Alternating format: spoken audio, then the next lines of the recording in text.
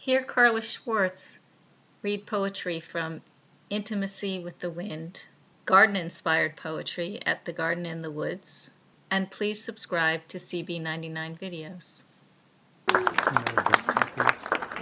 And thank you. The next book I'm going to read to you from, which is also available, is called Intimacy with the Wind. A number of these books are actually inspired by my living with my partner in a solar-powered houseboat on a lake. The picture on the cover is a picture of that houseboat.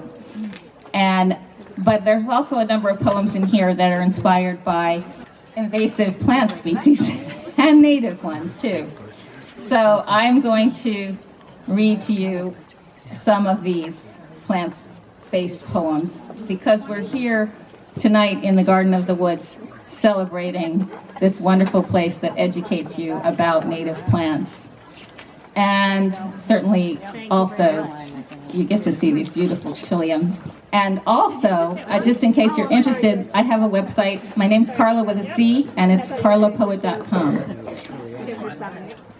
So I will start with a poem called My Orchard. What's left of the pines I had cut down last winter is dead now. Garlic mustard, Virginia creeper, poison ivy thrive in their place. My neighbor asks, "What are your plans for the area?" First thought, no plan. The ground, uneven, littered with remnants, weed trees I sawed down in past seasons. New growth sprouts from Norway maple and buckthorn stumps. Where she sees mess, I see canvas. I planted 3 peach pits today, 3 apricot seeds, and a whole cherry. I transplanted blueberry plants I dug from the woods.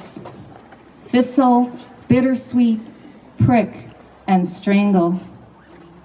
And the jewelweed, oh, nuisance, oh, orchard.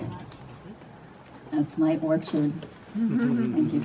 And by the way, the plants that I mentioned that were invasives there, buckthorn, garlic mustard, and Norway maple, those are some of the invasives that I mentioned in that poem there. And in the next poem, it has several parts. I'm only going to read to you one part of it, and it mentions buckthorn and also bittersweet, another awful invasive.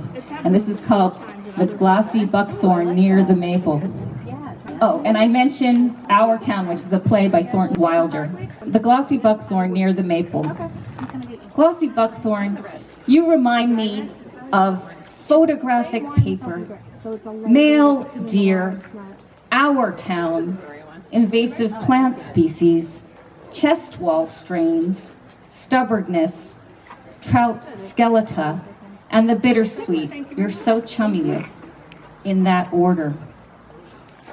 I'm going to read you another raspberry poem. It's called Raspberry Season, but it does mention an invasive, at least one, which is multiflora rose.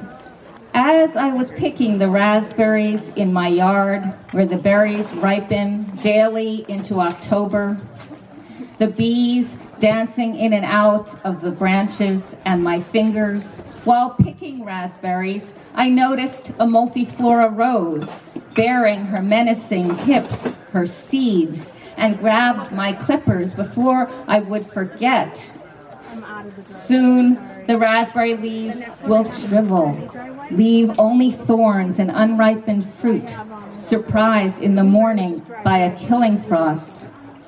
Until then, I make the rounds, make them twice, to find one crown hidden under brittle leaves. Rose and raspberry thorns scratch my arms as I reach for the sweet fruit, like some omniscient protector, saving the berries for more deserving fingers, or a rabbit, or slug, or bird. I pick the raspberries behind my house, where the berries bear into October, and the dwindling portends winter.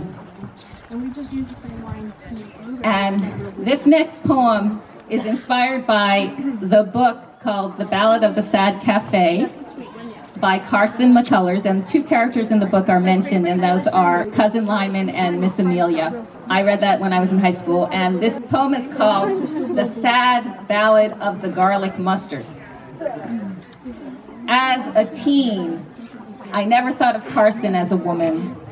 Maybe it was that hard masculine name, but I must have identified more with Miss Amelia and her hard ways turned soft by love than with Cousin Lyman. I felt uncomfortable about Lyman. He popped up like the garlic mustard that emerged in my side yard this April. Not entirely unwelcome. Punchy, green, heart-shaped leaves, bouquets brides might throw to hopeful singles. I never caught a bouquet, but I hoped. The roots are tender, white, and radishy. I intended to jettison them, but then read you can cook them. I would have to soak the roots to remove the mud. Miss Amelia might have used the leaves in a beer. She would bring out pitchers and pour glasses all around while Lyman stayed on. I could open a pop-up cafe with all this mustard. Sautéed in eggs, a mustard pesto, roots cooked into sauce. Then I read the young ones have more cyanide than the second years do. Bad things can go good. I stare out at all the mustard, bags full in my future, and wonder if I can tackle all this alone. If I might one day come to love my yard. If sautéing and invasive is sweet revenge. Thank you. The next poem I'm going to read to you is a multi-part poem, and I'm going to read you a few of the parts of that poem. And the poem is very plainly called Invasive Species, so it's just a kind of a categorization of some of the invasives that I've known. And this first part is called For Buckthorn. A small fountain of buckthorn blooms from the base of the maple. The ribbed leaves, freshly green, shiny, alluring. The freckled maroon stems look so harmless. 2 is about multiflora rose. Clusters of multiflora rose emerge there too, a bouquet of serrated leaves, mock sweetness. Tug the root when the plant is small.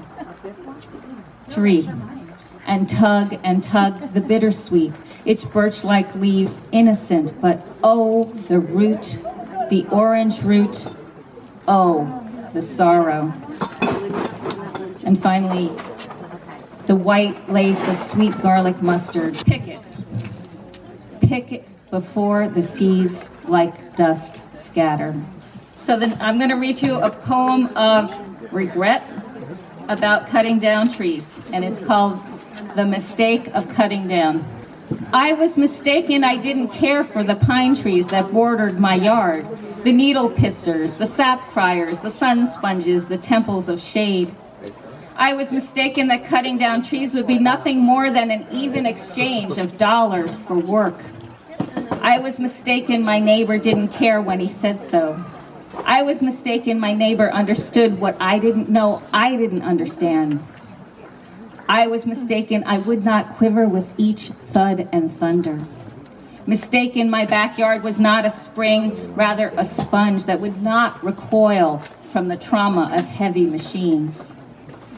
I accepted a sparse cover of seed and loam for the future promise of recovered lawn. Was that a mistake too? I was mistaken not to consider the birds, mistaken I hated squirrels. I was mistaken a man with ropes on a limb was exciting, the felling of trees, not violent. I'm going to read you a poem which is called Invasive Species on the Trail. Glossy buckthorn, multiflora, they're all over. The bees are entranced by the nose, but this is not your garden, multiflora rose, nor yours, honeysuckle, sweet garlic mustard, Japanese knotweed. Who do you think you are to command such presence, like some bejeweled dress of wire hanging from a tree? Has no one told you you don't belong here? Yes, we are all wanderers, but your heart is in the wrong place. I think I have time for one more, so I'm going to read you this last one, which is the last poem in my book, which is inspired by nature, and it's about love too. And it's called Rings. Saw down a tree and the rings of cellulose tell the age. I'm not as old as these trees, and my ring finger is small, but swells with heat. I wear rings infrequently. I used to wear an onyx for good luck. Where is that ring now? The only wedding band I have is the one my mother gave me before she died, hoping I might have a use for the ring, flourished with a wing of diamonds. I wear it when I want to feel wedded, as when I wake in my double bed, stare out at the emptiness where my trees once stood, and listen to the caw of crows, the coo of mourning doves, who mate for life. A lone one there, perched on a wire, a pink band of sunlight around her neck. Thank you so much.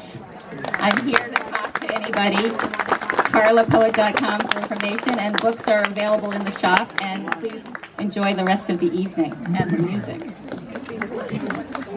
You've been listening to Poems from Intimacy with the Wind by Carla Schwartz. Find out more at CarlaPoet.com. And please subscribe to CB99 videos.